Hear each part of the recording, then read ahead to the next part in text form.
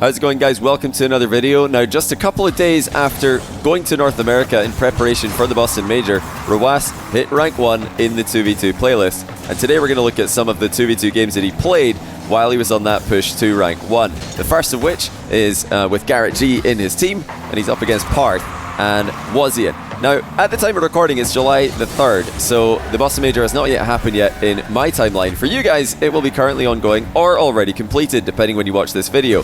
But Rw9 has never, as far as I'm aware, been in North America to play Rocket League. He was actually in Europe with his team Rw9 at the time of the Fall Major. Even though they didn't qualify, the organization still sent the team over there just to get a little bit of a feel for the LAN atmosphere. Don't know if they played a lot of Rocket League while they were there, but this is definitely a very cool experience to see Rw9 and to see Rw9 playing in an international event. They've had tons of success this season in the Middle East, tons of success in MENA RLCS, and they've actually had LAN success in Saudi Arabia as well, beating Falcons a couple of times in a big LAN that happened earlier in the year.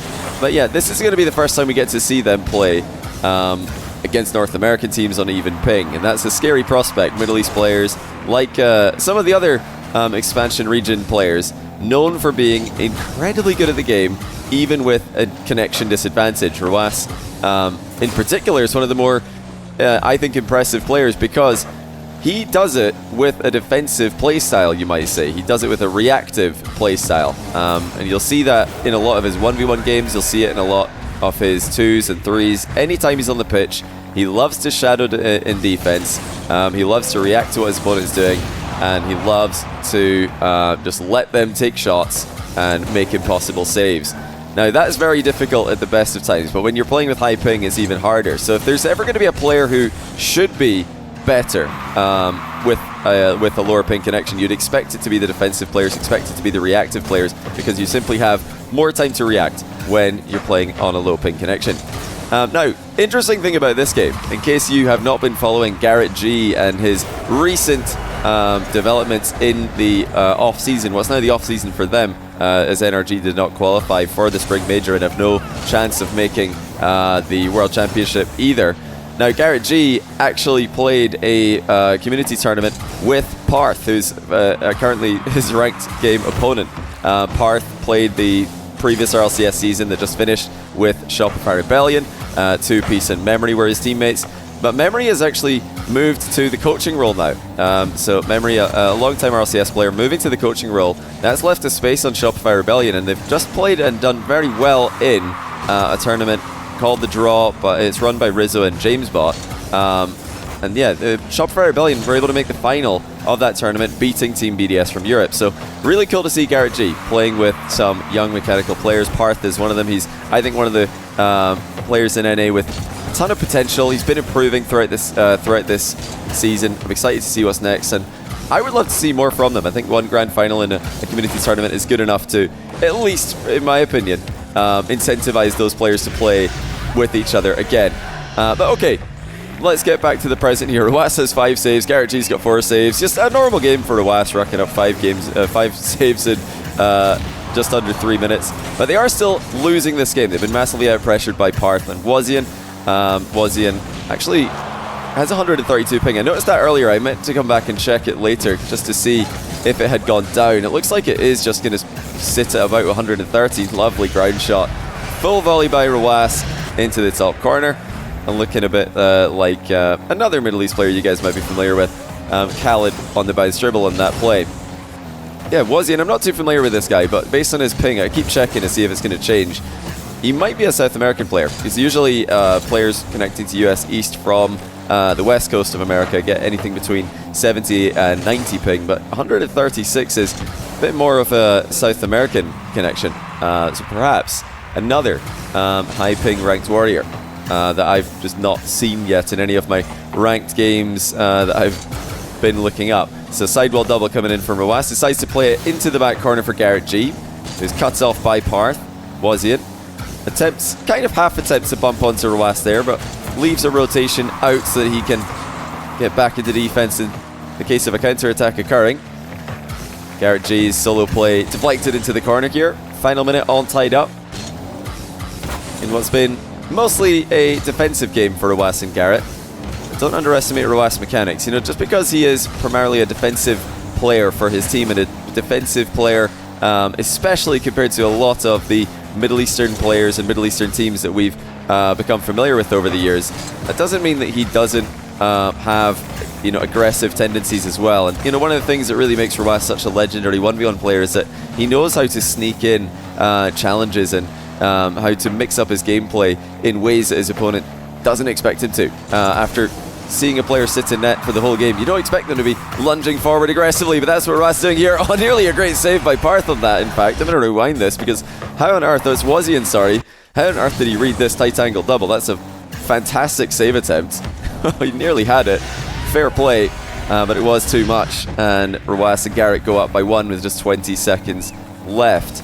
Now, one other thing to mention, of course, is that and that's if you guys are watching this video the day that it gets released. I think it's 9th of July. That's the final day of the Spring Major in Boston. If Rw9 do happen to still be in the tournament, something really cool that they will, I think, have achieved is another World Championship spot for the Middle Eastern region. Falcons were able to do that with the 2nd place in Spring last season. I think 4th place is the target for Rw9 to try and get MENA an additional team at the World Championship. So, you know, preemptive congrats. If Rw9 are still in the event, I guess they've done it. They've achieved their mission. So, well done. But if they're eliminated, I don't think they've pulled it off. So it's either congratulations or commiserations. For me, only time will tell. For you guys, like I said earlier, you already know because you're living in the present. Anyway, let's get to the second game here. Rw9 with a 1,151 point game there. Hat trick and 7 saves. Not a bad game for the stats, but let's get into the second game of the video.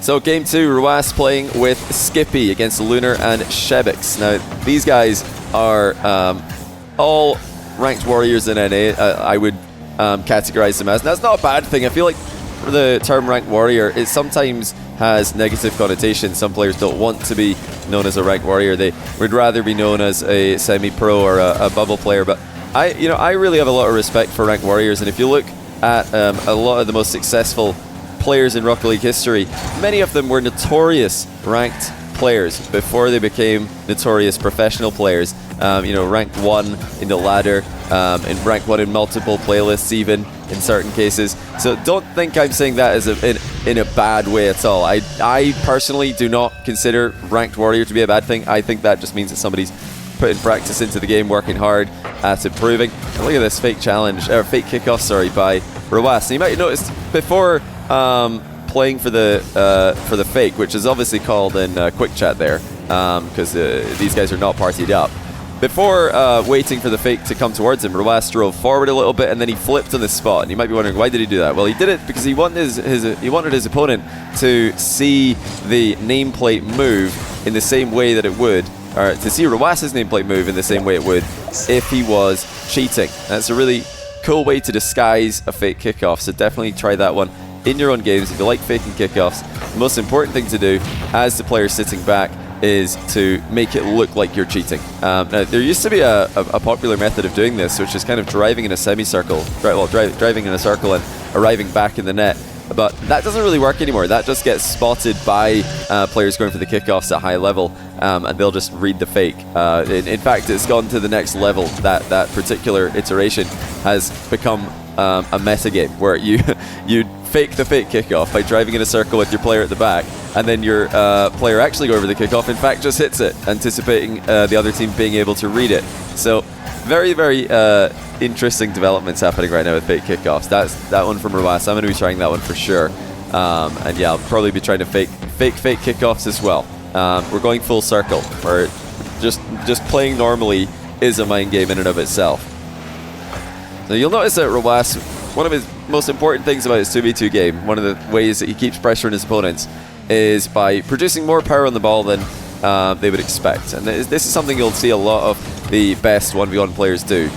Just snap a shot on target from anywhere on the pitch and try to keep their opponents guessing. If you can just rip a shot on target every now and then, that forces your opponents to play a little bit further back, just in case you do it again. So that's one thing Rw9 will try to do. He does it with full volleys a lot, especially in these two games. And yeah, those of you who watch my channel for a long time will know, probably know what I'm about to say, and that is that if you're trying to improve your own volleys, when you're hitting the ball clean out of the air, not waiting for it to bounce, make sure to try and do what Rw9 has been doing in these games. That is side flipping upwards into the ball. And what I mean by upwards is you're waiting for the ball to just fall down on the front end of your car. Then when you side flip, obviously the one end of your one of the front corners of your car will go up, the other will go down. Try and get that front corner that's flipping up to hit the underside of the ball right in the middle. You'll get lots and lots of power with almost no recoil. Rw9 with a delicate finish here to make it 5-1. Just an easy double tap, and that's a forfeit. Rw9 with another hat trick, this time 5 saves. I mean, we're noticing a bit of a pattern here. How does Rw9 play twos? Well, he tries to be back every single time there's a shot or an attack coming. He almost never relies on his 2v2 teammate to make saves. I say almost never because he is forced to sometimes make a challenge or go for a play and hope that his teammate will have his back. But for the most part, his playstyle involves staying behind the ball and making sure that if a shot is coming, he's ready to save it. If his teammate is in net, then he's ready to challenge it, close down the shot early. And yeah, he gets a ton of saves. A lot of that's not just due to his playstyle, but also due to his ridiculous positioning and reaction time, enabling him to be in the right place at the right time. Pretty much more than any other goalkeeper in the world. I do personally think Rw9 is the best goalkeeper in the game right now. But yeah, 3 goals on 6 shots. Simple as well. He's very clinical, doesn't overcomplicate things. He can, like a lot of other MENA players and a lot of other defensive players of the past, he can play mechanically, but if he doesn't have to, he probably won't. He'll just stick to what's simple, no nonsense style. Very, very effective in ranked. So yeah, congrats to him on rank 1. Like I said before, if he's still in RLCS, if Rule 1 are still in RLCS at the time of this video going public, then congrats on, I think, making another wildcard spot be available for Middle East and qualifying directly to the World Championship himself. But yeah, that's possible, but definitely not likely. Stacked tournaments, stacked event, stacked bracket they're in. For the Spring Major. But for me, I can't wait to watch it. I hope we get to see more chances. Well, actually, we will get to see more chances to see these guys at international events with the World Championship coming up, Gamers 8 coming up as well. We're entering a very exciting couple of months for Rocket League, and I can't wait for it. But that's all we got time for today's video. I've got another one of these coming up in 2 days. We're going to be looking at a certain player. You might have heard of him, named Zen, who also hit rank 1, I think a couple days after Rw9 did, playing NA2s. So yeah, come check out the channel in a couple days if you want to see what Zen has been up to and who he's been playing against in his ranked journey in North America. But yeah, thanks again for watching, guys. Hope you have a great rest of your day or night wherever you are, and I'll see you in the next one.